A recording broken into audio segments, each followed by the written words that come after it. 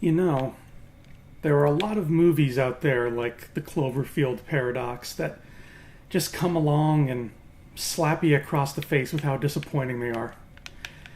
But then every once in a while, you get a movie that just pushes all the right buttons. Ba-da-ba-ba-da-ba-ba. Hello, my friends. Welcome to Thumb Together, and today we're going to be talking about Ready Player One together. My name is Andrew Fantasia, and if you enjoyed this video, go ahead and give it a like and give some love to that subscribe button as well so I can continue making wonderful videos for all of you. Here's the thing. This is one of my favorite books of all time. I've gushed about it, and I've gushed about it, and I've gushed about it some more. The movie adaptation is out. I saw an early screening last night. It's hard to adapt a great book into a great movie. Very few directors can pull it off. Somewhere along the line, somebody read this and realized the potential it had. Now, I didn't know what to expect, but I came away very, very satisfied. Ready Player One lives up to the hype and is better than we're giving it credit for. See, the thing about this movie was that its trailers were not fantastic. All of the trailers were directed at people like me, people who already knew the book, and none of the trailers were directed at people who were completely unfamiliar with the book. There was nothing in those trailers that sold complete newbies to this idea. So I was worried going into it, but thankfully I walked out of that theater with a big old smile on my face, and you know what? I can't wait to see this again. This is Steven Spielberg doing what he does best. There are some differences, some actually very big differences between the book and the film, but I'm not going to get into those here. I'm doing another video on the Digital Charcuterie channel with my friend James Razile, and you can check out that video later today, and we're going to be talking about all the differences between the novel and the movie, as well as all the Easter eggs that we spotted, because this movie has more Easter eggs than pretty much every movie I've seen put together. That's going to be going up on James' channel, Digital Charcuterie. You can see that later on. I'm just going to give my own personal thoughts, and here they are. Ready Player One does exactly what it's supposed to do. It gets you excited, it gets you nostalgic, it puts you in this fun mood, and it absorbs you in the world of the Oasis. Ty Sheridan is our hero. He's playing Wade Watts. I've mentioned before, I actually auditioned for this role, so I was scrutinizing him really carefully in this movie. I was like, you better do a good job, Ty Sheridan. We don't see a lot of him in the movie because most of the action takes place in the Oasis. But for the most part, he does okay. He gives us a really good archetypal Spielberg hero. He's that classic, wide-eyed, naive, white knight, good-hearted hero kind of guy. It's the kind of hero we've come to expect from movies like this, and he plays it with aplomb. He doesn't try to play it ironically or anything like that. And that kind of role is harder to pull off than you might think, because it's very easy to make a character like that boring or stupid or unlikable. He never gets to the point where you're bored with him. He stays interesting, he stays likable, he does his job well. So Ty Sheridan, I'm glad to have lost to you, sir. Well played. Olivia Cooke is playing Samantha/Artemis. She's the second hero in the story, and she does a great job. This girl I first saw her in Bates Motel, and she was pretty damn good on that show, and she's just continuing that streak. She infuses this character with a lot of personality, even the digital avatar version of the character, and that can't be easy to do. I don't know if this was motion captured, but she brought so much life to her avatar character, to Artemis, that you're never bored when she's on screen. We got Ben Mendelsohn, our beautiful villain, Nolan Sorrento. This guy's so much fun, man. Ben Mendelsohn is just fantastic in everything he's in. He rocked this role. He just played the hell out of it. And every time he's on screen, whether he's being like super evil or whether bumbling around because the good guys are foiling his plans, you just love watching him fail, and you love watching him succeed. Either way, he's just a ton of fun to watch. TJ Miller surprised me. He's in this as the character IROC, and this was a character who was in the book, but in a very, very small role, and they expanded it tenfold for the film. He's in like a bunch of scenes. He was a lot of fun. I mean, it's TJ Miller. He's always fun to be around. TJ Miller's one of those guys who could make the phone book sound funny. Even the design of IROC is great. He's got like this big skull in his chest, and he just looks like an asshole. He looks like the kind of person that you would meet in an online game, and he's just a jerk. And then, of course, you've got Mark Rylance as James Halliday himself. I don't think I'm shocking anybody when I say that Mark Rylance steals the whole damn movie. in every scene he's in. I mean, this guy's off the charts. Halliday doesn't have a lot to do in this movie, but his presence is always there. And whenever he shows up, you're just transfixed on what Mark Rylance is doing. He's so much fun to watch, and by the end of the film, he really pulls at those heartstrings, man. I'm surprised they didn't give him more, considering how well Rylance played the role. And then rounding out the main cast, you've got Simon Pegg as Ogden Morrow, who is fantastic. He's doing an American accent, which I've never heard Simon Pegg do before. And then you've got Hannah John Kamen as this new character, Miss Zandor, who is sort of a henchwoman working for Sorrento. And she was a lot of fun, too. She was very, stereotypical, just Spielberg bad guy, just oozing pure evil. So the movie does follow the book for the most part. I mean, Halliday passes away and leaves behind this giant contest, and all the people in the Oasis are playing it and trying to win his fortune, and it's all fun. What they change, though, is the contest itself, the games within it. There's less of them because obviously we have less time to spend, and they're different as well. I'm okay with that. The book involves a lot of sort of more personal games, a lot of people playing video games, and I guess Spielberg and company understood that you could read about people playing video games and that'd be okay, but to watch them play video games on the big screen probably wouldn't be very exciting. So they changed up 2 of the challenges to make them more action-oriented and more visual. And I think that worked really well. There's only 3 challenges in the movie instead of the 6 from the book, but that's okay because they still managed to pack all 3 of those with a lot of big, juicy content. Like, none of the 3 games felt like they skimped out. Every game had a big chunk of screen time devoted to it. If there's one thing that I think was missing from the movie that I wish was in there more, was the whole sort of idea of nostalgia.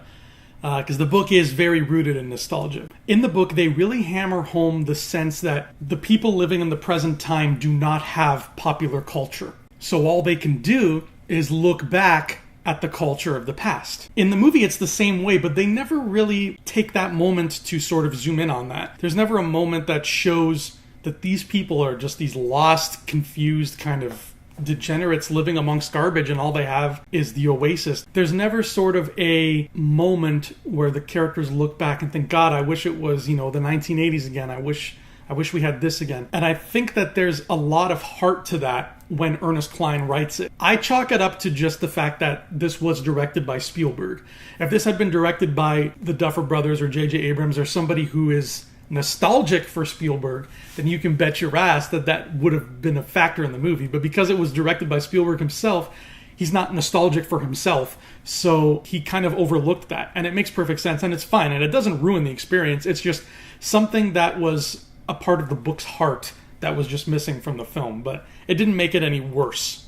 It just made it different. Of course, it wouldn't be Ready Player One if it wasn't filled, I'm talking filled, with pop culture references and Easter eggs. And they did it. I don't know how. I don't know how licensing worked for this movie. I don't know what the lawyers had to go through, but you've got so many different things from different pockets of culture. I'm shocked at how much they were able to get away with. I'll talk about them in spoilers, and we're actually going to talk about them much more in depth in the Digital Charcuterie video with James Razile, but there's so much here.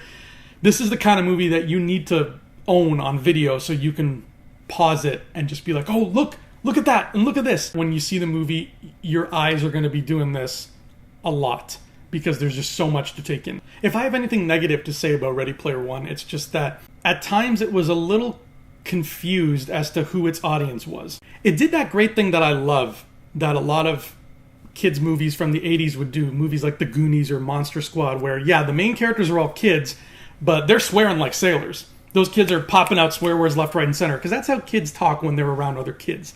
And Ready Player One didn't skimp out on that. The kids are foul-mouthed kids, because that's how they are. And in the book, it's even more so. In the book, it's like, whoa, don't let children read that book. So I was really grateful that Spielberg stayed true to that, and he didn't go the route of modern kids' movies and make it like super G-rated. But on the flip side of the coin, sometimes the movie would treat us, the audience, like we were 5-year-olds. This is kind of a minor spoiler, but there's a scene where the heroes trick the bad guy. They do something to fool the bad guy. There are a million cool ways that they could have shown this elaborate trick that they pull, but instead they just have the kids brag about it for like a weird amount of time. Watching it, I could tell, I'd be like, okay, I see what they did. They fooled him into thinking XYZ. I could process that. But then Wade, walks into another room where all the other kids are, and the kids are like, so did it work? Did we really fool him into thinking XYZ? Yes, it did, because, see, we did ABC, and he still thinks DEF, but we XYZ'd. So you mean XYZ? Exactly, we XYZ'd him. And I'm like, we get it. You don't have to keep throwing that in our face. We're not babies. But then I remembered that, they probably expect little kids to be watching this, and maybe the kids wouldn't get what was going on. So I kind of understand, but wow, that part was really laying on the cheese, like super thick. But if you can get over that, then the rest of the movie's a cakewalk, because it's a lot of fun. So let's get to the spoilers. If you don't want to know what the games are like now, then turn away and just wait till you see the movie and then come back to this. Like I said, they've changed a couple of the games. In the book, the first challenge involves playing Joust in a Dungeons & Dragons maze, and that has been changed to a car race.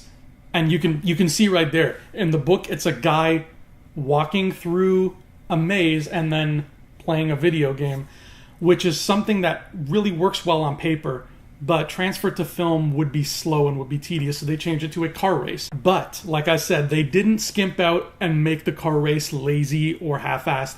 This is a really freaking good race. It's made all the better by the fact that all the vehicles are their own crazy, unique thing going on. Like we see in the trailer, Parzival is driving the DeLorean from Back to the Future.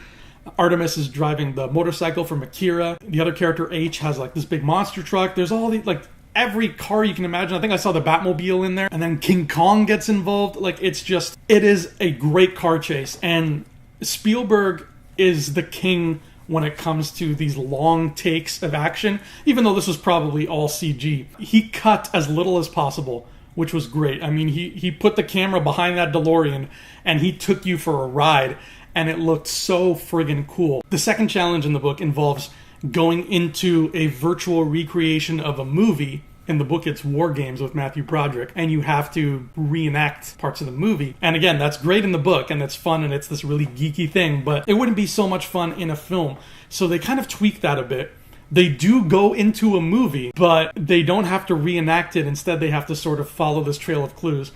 And I really didn't want to spoil this because it's one of the highlights of the whole damn picture, but the movie they go into is The Shining. And first of all, they recreate the Overlook Hotel like perfectly. Now, I don't know if this version of the Overlook was a practical set or if it was all CG, because it was the avatars who were in it. But holy shit, man, they nailed the Overlook. And then the challenge they had to undertake in the hotel was really unique unto itself. It was as creative as the challenges in the books, because it tied in the pulp culture of The Shining with aspects of James Halliday's life, and it meshed it together into its own creative little meta game, which is what I love so much about the games in the book, is they're so intertwined with the creator's own life and his own world and his worldview. When I saw that, I was like, this is beautiful. Like, Ernie Cline is still, because he worked on the screenplay, he's still pumping out these great game ideas. So now it's like we got the book that has its own chunk of games, but if you can't get enough of the book, like me, you have the movie, which has different games, and they're just as cool, but they're just different because they're more visual. I loved it so much. I loved that Shining game. And then the third game, the final game in the movie, is a lot more similar to the final game in the book, where you have to play Adventure on the Atari 2600 and you have to find Warren Robinette's Easter egg. And they did it all beautifully. I was worried that because of what I saw in those trailers, that the visuals were going to be very ugly and dour and gray, but Spielberg infused the movie with enough color and warmth that it doesn't look too modern. I find that's just a problem with a lot of... If you put a movie from the mid-'80s next to a movie from today and you split screen it, the colors in the movie from today are so muted and cold and just ugly looking, whereas the colors in the old movie will always pop. I think Spielberg got that because he made sure that the colors would pop and they'd be warm. For some reason, the trailer did not show that at all, but if you're worried that this is going to be a visually unattractive movie because you saw what the trailers had to offer, you have nothing to worry about. Adaptations piss off a lot of people, and I think what those people need to understand is that just because a book gets made into a movie, it doesn't mean the book's going anywhere. If I hated this film, if I absolutely detested this movie, I can pick this up and love this and ignore the film, and I'll be okay. But because I don't hate the movie, because I actually really liked it, now I have two parallel versions of it. I have the original version, which I still prefer, and this new visual version, which has a lot of differences, but they're all very fun differences. It's like the equivalent of a joke. Imagine a really good joke told by a really funny person, and then you hear that same joke, months later at a party somewhere, told by another person who might not be as funny, but they have a different delivery on the joke that makes it more interesting. That's how we have to look at adaptations. If we sit here as a bunch of armchair critics and just say, Justice League was garbage because my Superman from the comic books would never do what he just did, then those people are never going to be happy, ever. Because they failed to see that an adaptation is a chance to try new things and to put a new spin on old tales. And Ready Player One is a textbook example of that. It is a wonderful addition to this world that Ernest Cline has created. It's a wonderful version of an already wonderful story. It took everything that was great about it, kept it, but changed it around so that it works in a visual and audio medium, which is everything you need to do when you adapt a book into a screenplay. In terms of adapted screenplay, if I was a member of the Academy of Motion Picture Arts and Sciences, in terms of adapted screenplay, yeah, baby. This is going right at the top of the nominees list, because this is a fantastic example of how you adapt something the right way without losing the integrity of what it stood for in the first place. And that is the real key here. They're not adapting word for word what was written in every comic book ever made. When WB was making Man of Steel, and these really rabid, sweaty comic nerds are sitting there and saying, you need to adapt exactly word for word what my Superman does, otherwise I'm gonna be mad. No, they don't need to do that. What they need to adapt is the integrity of Superman. The integrity of that character and his world and the people who inhabit it. And they did. I liked Man of Steel. Ready Player One changes the story to suit its own purposes without ever losing the integrity that made people want the movie in the first place. And seeing these new challenges in the film, seeing different parts of Halliday's game that Ernie Cline dreamed up, makes me all the more excited now for the sequel. Because Ernest Cline is reportedly writing a sequel book to Ready Player One as we speak. He could be writing it right now. I can't wait. I friggin' can't wait. I want more puzzles in the Oasis. I want more references and goodies and Easter eggs and crazy shit. Bring it on, please. I can't wait for that book now, because the movie made me excited for the prospect of just more games. And that's what this is all about. It's fun and games with heart.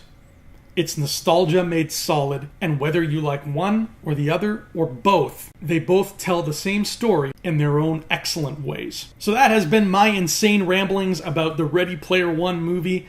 I've been waiting for this film for a long time, and it did not disappoint. Thank you so much, Spielberg and Ernie Cline, for making a great film. And thank you so much for watching this review video. I'm Andrew Fantasia, and I'll see you next time. Until then, adios.